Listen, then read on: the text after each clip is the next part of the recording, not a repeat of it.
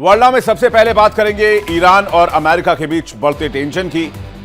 Iran ने America को सीधी चुनौती दे दी है। ईरान और अमेरिका के बीच टकराव सिर्फ कूटनीतिक मोर्चे तक नहीं रह गया है, अब तेहरान से सीधी धमकी आ रही है, और वो भी अमेरिका के राष्ट्रपति डोनाल्ड ट्रंप के लिए। ईरानी सरकारी टीवी ने खुले मंच से डोनाल्ड ट्रंप को ललकारा है। ईरान की सरकारी टीवी पर जो दिखा है वो सिर्फ बयान नहीं था, वो सीधे सीधे अमेरिका के राष्ट्रपति डोनाल्ड ट्रंप के असैसिनेशन की धमकी है, यानी डोनाल्ड ट्रंप को जान से मारने की धमकी। ये धमकी तब दी गई है जब राष्ट्रपति ट्रंप ईरान पर सैन्य हमले के सभी विकल्पों पर विचार कर रहे हैं और एक बड़ी तैयारी में लगे हुए हैं। ईरानी अधिकारियों ने वॉशिंगटन को किसी भी सैन्य कार्रवाई के खिलाफ वार्न किया है, चेतावनी दी है। डोनाल्ड ट्रंप को ईरान की धमकी जो है वो कैसे आई है, कैसे एयर हुई है और अब तक कितनी बार धमकी दी गई, ये भी देखते हैं। 2023 से मामला शुरू होता है जब IRGC यानी कि ईरान की जो रिवॉल्यूशनरी गार्ड है उसकी सीनियर कमांडर ने डोनाल्ड ट्रंप को जान से मारने की सार्वजनिक धमकी दी थी और कहा था सुलेमानी का बदला जरूर लिया जाएगा। 2024 में भी ईरानी सरकारी समर्थित प्रोपेगेंडा वीडियो सामने आया जिसमें ट्रंप की हत्या के हिंसक संकेत दिए गए। ड्रोन, स्नाइपर और मिसाइल इशारों के जरिए मैसेज दिया गया। 2025 में भी धार्मिक और राजनीतिक फतवे जारी किए गए, प्रतिशोध की खुली चेतावनी दी गई, ट्रंप को इस्लाम का दुश्मन बताने की मुहिम चलाई गई और 15 जनवरी 2026 को रेड अलर्ट मोमेंट जारी किया गया। ईरानी सरकारी टीवी पर सीधे असैसिनेशन स्टाइल में धमकी दी गई। बयान था, इस बार गोली का निशाना नहीं चूकेगा। पहली बार ऑन एयर खुले शब्दों में शब्द का इस्तेमाल और हत्या का ऐलान किया गया है ईरान के सरकारी टीवी चैनल की तरफ से, सरकारी मीडिया की तरफ से। गोली का निशाना नहीं चूकेगा, ये जो तस्वीर इस वक्त आप देख रहे हैं, जरा फुल स्क्रीन आपको दिखाते हैं, जो तख्तियां वहां लहराई गई हैं। दरअसल ये मामला है जब अमेरिका में चुनाव के लिए प्रचार का सिलसिला चल रहा था, डोनाल्ड ट्रंप कैंपेन कर रहे थे, तब डोनाल्ड ट्रंप को गोली मारने की कोशिश हुई थी और वो गोली डोनाल्ड ट्रंप के कान को छूकर निकली थी और इस हमले में डोनाल्ड ट्रंप बाल बाल बच गए थे। इसलिए इसी वीडियो को सामने रखते हुए, फोटो को सामने रखते हुए ईरान की सरकारी मीडिया ने कहा है कि इस बार गोली सीधे ट्रंप को लगेगी, इस बार गोली कान को छूकर नहीं निकलेगी, इस बार गोली का निशाना नहीं चूकेगा। ईरान और अमेरिका के बीच बढ़ते तनाव के बीच ईरानी सरकारी टेलीविजन ने एक बेहद उकसाने वाला संदेश ब्रॉडकास्ट किया। इस कार्यक्रम में अमेरिकी राष्ट्रपति डोनाल्ड ट्रंप को चेतावनी देते हुए कहा गया कि इस बार गोली चूकेगी नहीं। इस बयान ने दोनों देशों के बीच पहले से मौजूद तनाव को और भड़का दिया है। ईरानी टीवी चैनल पर ट्रंप की तस्वीर दिखाई गई जिसमें वो साल 2024 में पेंसिल्वेनिया में चुनावी रैली के दौरान हुए हत्या के प्रयास के बाद सीक्रेट सर्विस एजेंट से घिरे नजर आ रहे हैं। यह वीडियो तेहरान में एक सरकारी आयोजन के दौरान दिखाया गया जहां हालिया प्रदर्शनों में मारे गए सुरक्षा कर्मियों और समर्थकों के अंतिम संस्कार में काफी लोग शामिल हुए थे। वहां अमेरिका विरोधी नारे भी लगाए गए और बैनर भी लहराए गए। ईरान की सरकारी मीडिया और शीर्ष अधिकारी साल 2020 से लगातार ट्रंप को धमकाते रहे हैं।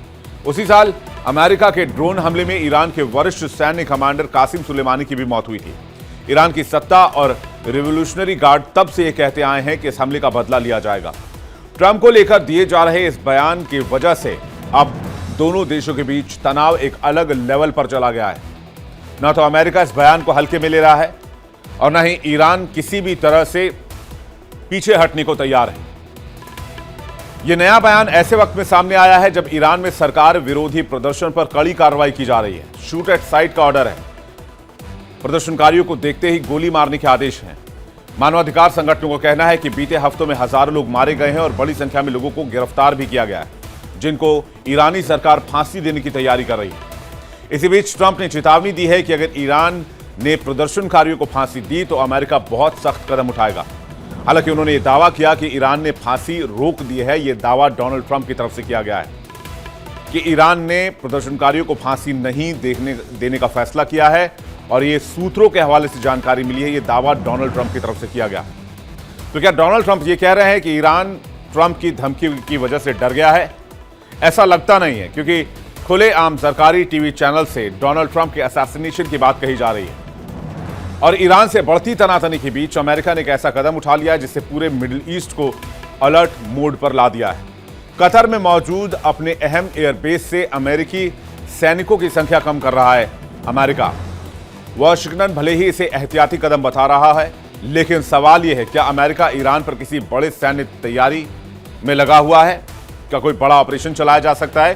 क्योंकि जब पलटवार होगा क्योंकि ईरान ने बार बार कहा है कि जितने भी मिडिल ईस्ट में बेस मौजूद हैं, इजराइल है, वहां पर ईरान अपने मिसाइल अटैक करेगा अगर ईरान पर हमला होता है। इसलिए इन मिलिट्री बेसिस पर अमेरिका अभी से एहतियातन फैसला लेना शुरू कर चुका है। अगर ईरान अमेरिका में युद्ध हुआ तो इसके लिए मिडिल ईस्ट में अमेरिकी सैन्य तैयारी तेज कर दी गई है। इधर USS Abraham Lincoln middle east की ओर तेजी से बढ़ रहा है। KC-135 tanker C-17 C-5 airlift active कर दिया गया है। कतर के अल उदैद बेस से ट्रूप्स आंशिक तौर पर वापसी की जा रही है। ट्रंप को ईरान पर स्ट्राइक ऑप्शन सौंपे गए हैं। ईरान ने एयर स्पेस अस्थायी रूप से बंद कर दिया है और नोटम भी जारी कर दिया है। अब मैप उठाकर देखेंगे फ्लाइट रडार के ऊपर तो आप देखेंगे ईरान के ऊपर इस वक्त कोई भी एरोप्लेन नहीं उड़ रहा। ईरान ने अपना एयर स्पेस पूरी तरीके से ब्लॉक कर दिया है। ईरान से तनातनी के बीच अमेरिका कतर में अपने एक एयरबेस से सैनिकों की संख्या भी कम कर रहा है। अमेरिकी अधिकारियों ने इसे एहतियाती कदम बताया है, लेकिन कयास लगाए जा रहे हैं कि अमेरिका कहीं ईरान में कोई सैन्य अभियान चलाने की योजना पर तो काम नहीं कर रहा, क्योंकि ठीक इसी तरह के हालात वेनेजुएला में भी देखने को मिले थे। वेनेजुएला में हमले से पहले वेनेजुएला को अमेरिका ने चारों तरफ से घेर लिया था। अमेरिका की नेवी, अमेरिका के स्पेशल फोर्सेस वेनेजुएला के चारों तरफ मौजूद थे और एक बार फिर से वैसा ही सिचुएशन बनाया जा रहा है। और इस बीच लगातार ये भी खबर आ रही है कि दुनिया के जितने भी बड़े देश हैं, सबने ईरान को लेकर एडवाइजरी जारी कर दी है और अपने नागरिकों को फौरन ईरान खाली करने को कह दिया है। ईरान भी अपने आने वाले खतरे को भांपते हुए अपने पड़ोसी देशों को धमका रहा है और खाड़ी में आग लगाने की कोशिश भी कर रहा है। उसने कहा है कि अगर ईरान पर हमला हुआ तो पूरा मिडिल ईस्ट जलेगा। ऐसे में ईरान के इस मैसेज को अमेरिकी सहयोगी देशों के लिए कड़ी चेतावनी के रूप में देखा जा रहा है, क्योंकि अगर ईरान पर अटैक होता है तो ईरान मिडिल ईस्ट में तबाही मचा सकता है। मिडिल ईस्ट में जंग की आहट और तेज हो सकती है। ईरान ने अमेरिका को सीधे ललकारा है। IRGC कमांडर का दावा है कि ईरान की मिसाइलें लॉन्च पैड पर तैयार हैं, बस एक बटन दबने का इंतजार है, एक आदेश का इंतजार है और जैसे ही आदेश आएगा ईरान हमले शुरू कर देगा। क्या है ईरान की चेतावनी? क्या ईरान युद्ध को लेकर तैयार है? IRGC कमांडर, जो कि रिवॉल्यूशनरी गार्ड के कमांडर हैं, चीफ हैं, वो कह रहे हैं कि ईरान की मिसाइलें लॉन्च पैड पर तैयार हैं। हजारों मिसाइलों को लोड कर दिया गया है। IRGC कमांडर ने कहा है कि ईरान पर हमला हुआ तो सारे मिसाइल्स एक साथ फायर कर दिए जाएंगे, यानी पूरा मिडिल ईस्ट जल उठेगा। ईरान के एयर डिफेंस सिस्टम भी बॉर्डर पर तैनात कर दिए गए हैं। करीब 5 लाख सैनिकों को युद्ध के लिए तैयार होने को कह दिया गया है। यह बयान ऐसे वक्त में आया है जब अमेरिका मिडिल ईस्ट में अपने सैन्य मौजूदगी को और मजबूत कर रहा है, खासकर अटैक के लिहाज से, और डिफेंसिव मेजर्स भी लिए जा रहे हैं जिससे अमेरिका को कम से कम नुकसान हो। करियर स्ट्राइक ग्रुप्स तैनात किए जा रहे हैं। इस धमकी के बाद खाड़ी देशों में भी चिंता बढ़ गई है, क्योंकि खाड़ी देशों में अमेरिका के समर्थन वाले कई देश मौजूद हैं। ईरान में विरोध प्रदर्शन के चलते भी हालात दिन ब दिन बदतर होते जा रहे हैं। ये जो तस्वीर आप देख रहे हैं, ये जरा फुल स्क्रीन लेकर आइए। आप देखिए, ये ईरान का मैप है। इस तस्वीर को अगर आप देखेंगे तो इसमें आपको ईरान के ऊपर कोई भी फ्लाइट नहीं दिखेगी। आपको इसको बिग स्क्रीन पे दिखाते हैं मैप के जरिए कि यहां पर अगर आप देखेंगे, ये एयर ट्रैफिक आप इस वक्त देख रहे हैं। ये एयर ट्रैफिक का ग्रैब हमने लिया है। ये मैप जो आप देख रहे हैं वो ईरान का मैप देख रहे हैं आप।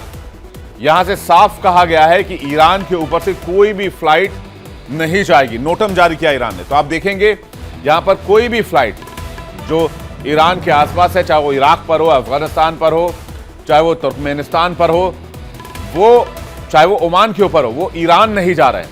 ईरान को बाईपास कर रहे हैं, ईरान के अलग अलग इलाकों से पास हो रहे हैं, लेकिन ईरान नहीं जा रहे, क्योंकि ईरान ने नोटम जारी किया हुआ और अपने एयर स्पेस को पूरी तरीके से बंद कर दिया है। इस बीच अमेरिका का एक बड़ा जहाजी बेड़ा साउथ चाइना सी से मिडिल ईस्ट की ओर बढ़ने लगा है। जी हां, अमेरिकन नेवी मिडिल ईस्ट की ओर तेजी से आगे जा रही है। इससे कयास ये लगाए जा रहे हैं कि अमेरिका का एक्शन कभी भी हो सकता है। सुरक्षा हालात और संवेदनशील हो गए हैं। आने वाले दिनों में अमेरिका हमला करता है या बस दबाव की राजनीति करता है, ये कुछ ही घंटों में पता चल जाएगा। लेकिन ये लगभग तय नजर आ रहा है कि अमेरिकी शासन ईरान में बदलाव चाहता है। एक ऐसी सरकार चाहता है जो अमेरिका के इशारे पर चले, जिससे इजराइल भी सुरक्षित रहे, मिडिल ईस्ट में अमेरिका के अलाइज भी सुरक्षित रहें और अमेरिका को भी किसी तरह का कोई खतरा ना हो और ईरान में किसी तरह का कोई न्यूक्लियर प्रोग्राम ना चले, खासकर परमाणु बॉम्ब वाले जितने प्रोग्राम हैं। एक रिपोर्ट के मुताबिक अमेरिकी नौसेना का एक बड़ा carrier strike group South China Sea से निकलकर मिडिल ईस्ट की ओर बढ़ रहा है। सैन्य और रक्षा जानकारों का मानना है कि ये तैनाती सामान्य रोटेशन नहीं है, ये कोई सामान्य घटना भी नहीं है, ये सामान्य रोटेशन से कहीं अधिक है। मिडिल ईस्ट पहले से ही कई संवेदनशील मसलों से घिरा हुआ है और अमेरिका और ईरान के बीच तनातनी ने मिडिल ईस्ट को भी खतरे में डाल दिया है। अमेरिकी सख्त बयानबाजी और चेतावनियों ने इस तनाव को और बढ़ा दिया है और वहीं ईरान ने एयर स्पेस बंद कर दिया है, जिससे साफ होता है कि ईरान भी संभावित सैन्य खतरे के लिए अपनी तैयारी मजबूत कर रहा है। जो career strike group middle east की तरफ जा रहा है, वो अमेरिकी सेंट्रल कमांड के ऑपरेशनल एरिया में देखा जा रहा है, जो मिडिल ईस्ट में अमेरिकी सैन्य अभियानों की निगरानी करता है। इससे साफ संकेत मिल रहे हैं कि अमेरिका अपनी सैन्य मौजूदगी को मजबूत करना चाहता है और ईरान को चारों तरफ से घेर लेना चाहता है, ताकि किसी भी तरह का रिटेलिएशन अगर ईरान की तरफ से किया जाता है, चाहे वो मिसाइल्स अगर दागे जाते हैं, तो उसको एयर डिफेंस सिस्टम का इस्तेमाल करके नाकाम किया जा सके। दूसरी ओर ईरान के इस कदम ने न सिर्फ सैन्य क्षेत्र बल्कि अंतर्राष्ट्रीय नागरिक उड्डयन पर भी गंभीर असर डाला है। कई अंतर्राष्ट्रीय एयरलाइंस को अपने मार्गों में बदलाव करना पड़ा है, जिससे क्षेत्रीय अस्थिरता बढ़ी है। ईरान का संकट आसमान के संकट में कैसे बदल रहा है, यह भी देख लीजिए।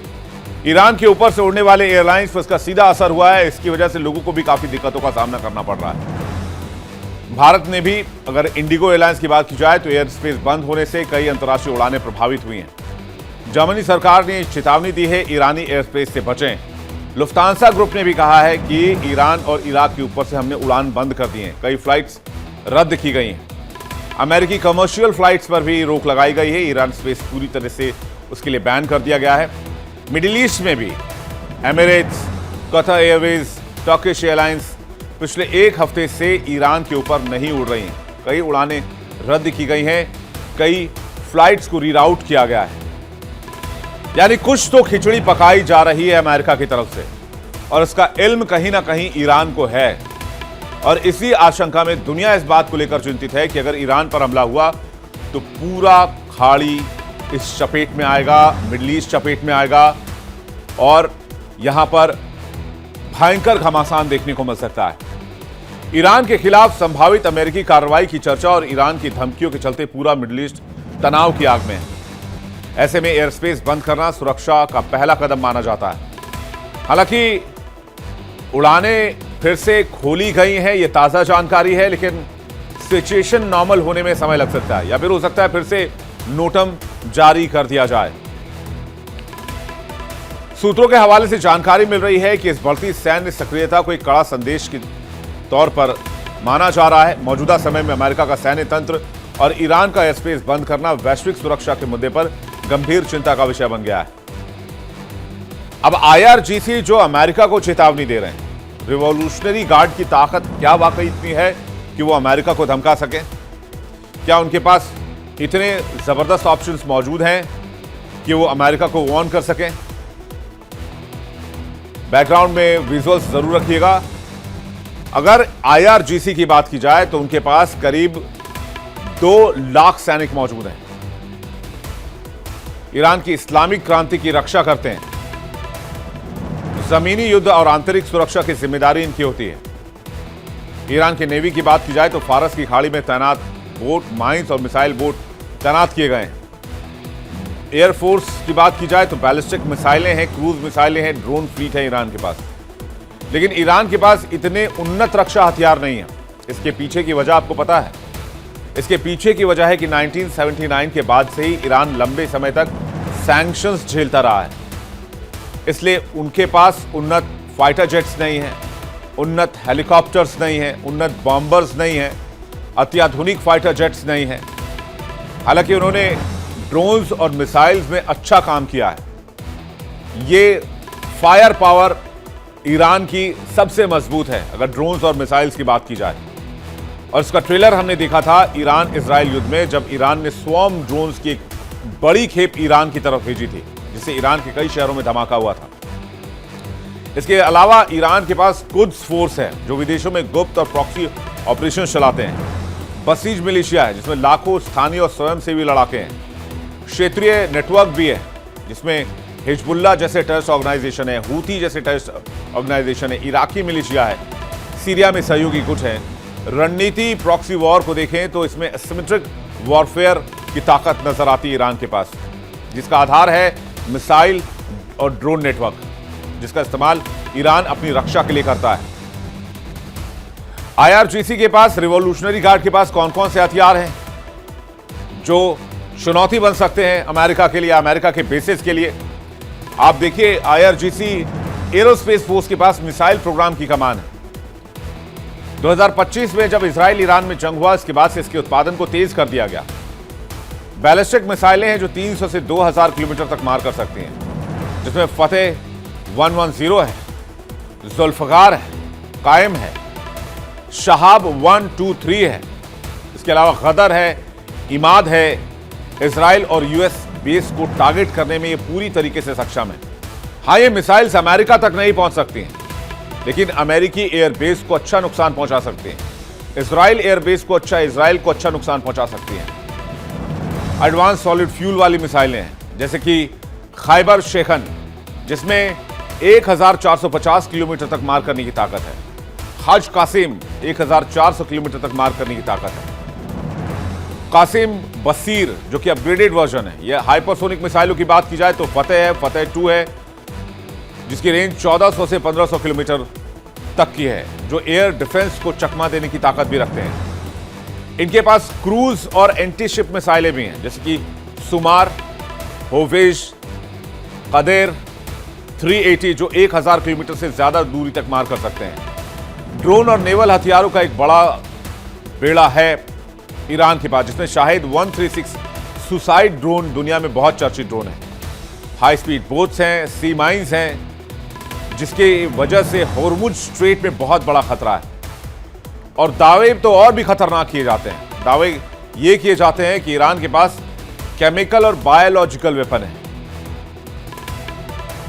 जिस पर लंबे समय से काम करता रहा ईरान, लेकिन दुनिया को इस बात की जानकारी नहीं है। हालांकि इसका एक पहलू यह भी हो सकता है कि यह मनोवैज्ञानिक दबाव और डर फैलाने की रणनीति हो सकती है।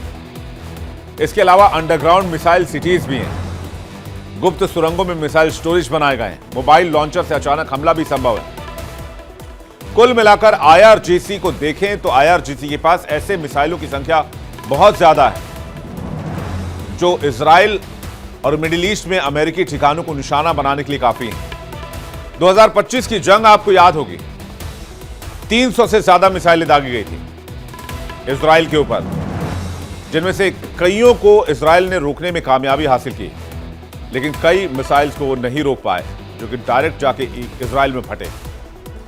और कहा जा रहा है कि 2025 के बाद आने वाले इस संभावित खतरे को देखते हुए इसके प्रोडक्शन की रफ्तार बढ़ा दी गई और एक बड़ा स्टॉक तैयार कर लिया गया है।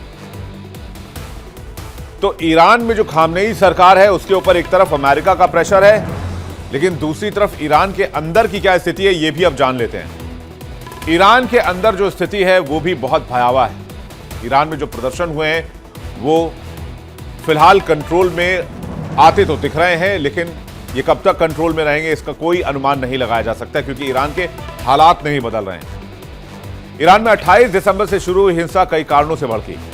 ये प्रदर्शन अब तक के सबसे बड़े प्रदर्शनों में से एक माने जा रहे हैं। महंगाई और आर्थिक संकट की बात की जाए तो ईरानी मुद्रा रियाल की कीमत इतिहास में सबसे निचले स्तर पर पहुंच गई। एक अमेरिकी डॉलर की कीमत 14,55,000 से 14,57,000 रियाल तक ओपन मार्केट में हो गई। चाय, ब्रेड जैसी रोजमर्रा की चीजें बहुत महंगी हो गई। महंगाई जो है वो 50 से 70% पर है इस वक्त ईरान में। व्यापारियों ने हड़ताल कर दिया क्योंकि व्यापारियों का काम नहीं चल रहा। 28 दिसंबर 2025 को तेहरान के बड़े बाजार के व्यापारियों ने दुकानों को बंद कर विरोध शुरू किया और ये विरोध तेजी से पूरे देश में फैलता चला गया। लोग बुनियादी जरूरतों के लिए परेशान हो रहे हैं और इसी बात का फायदा अमेरिका उठा रहा है।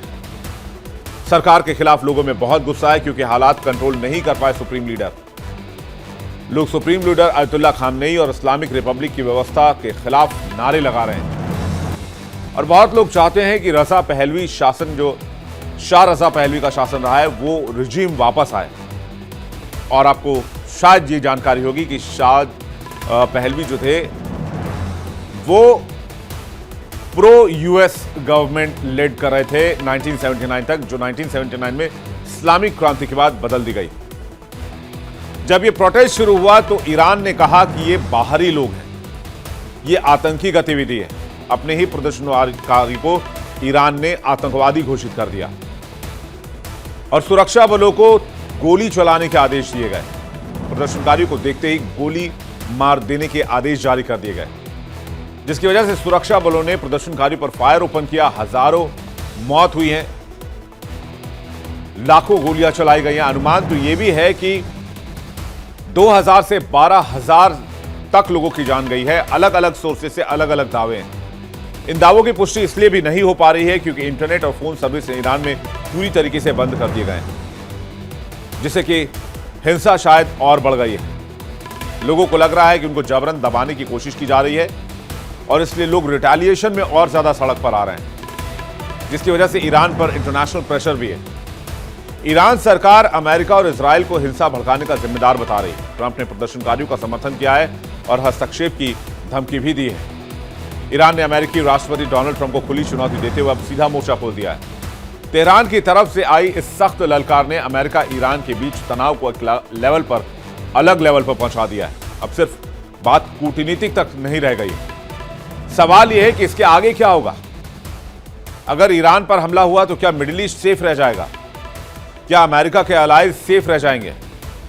शायद उनकी सुरक्षा के लिए ही एक बड़ा नेवी बेड़ा अमेरिका का साउथ चाइना सी से निकलकर ईरान की तरफ आ रहा है, मिडिल ईस्ट की तरफ आ रहा है, जिससे अमेरिकी अलाइज जो हैं मिडिल ईस्ट में, जैसे कि कतर हैं, बहरीन हैं, यूएई हैं, सऊदी हैं, इनके हितों को बचाया जा सके। क्योंकि अगर रिटेलिएशन ईरान से शुरू हुआ तो मिडिल ईस्ट का कोई भी कोना ईरान छोड़ेगा नहीं। यहां तक कि इजराइल भी टारगेट पर होगा ईरान के, और अगर इजराइल को ईरान ने टारगेट किया तो फिर इजराइल भी खामोश नहीं बैठेगा। इजराइल अटैक शुरू करेगा ईरान पर। तो ये सीधी जंग इजराइल वर्सेस ईरान की भी बन सकती है, जिसमें अमेरिका भी इन्वॉल्व होगा। और अगर अमेरिका इन्वॉल्व हुआ तो मिडिल ईस्ट में तबाही और बर्बादी का दौर शुरू हो सकता है, क्योंकि दोनों देश टकराव के खतरनाक दौर में प्रवेश कर चुके हैं। यहां से समाधान की उम्मीद बहुत कम नजर आ रही है। डोनाल्ड ट्रंप किसी भी सूरत में ईरान में बदलाव चाहते हैं। देखना होगा कि अमेरिका का अगला कदम क्या होगा। अमेरिका छोटे छोटे स्टेप्स इस वक्त ले रहा है, जिसको जोड़कर एक बड़ी युद्ध की स्थिति बनती नजर आ रही है। इस खबर पर हमारी नजर रहेगी।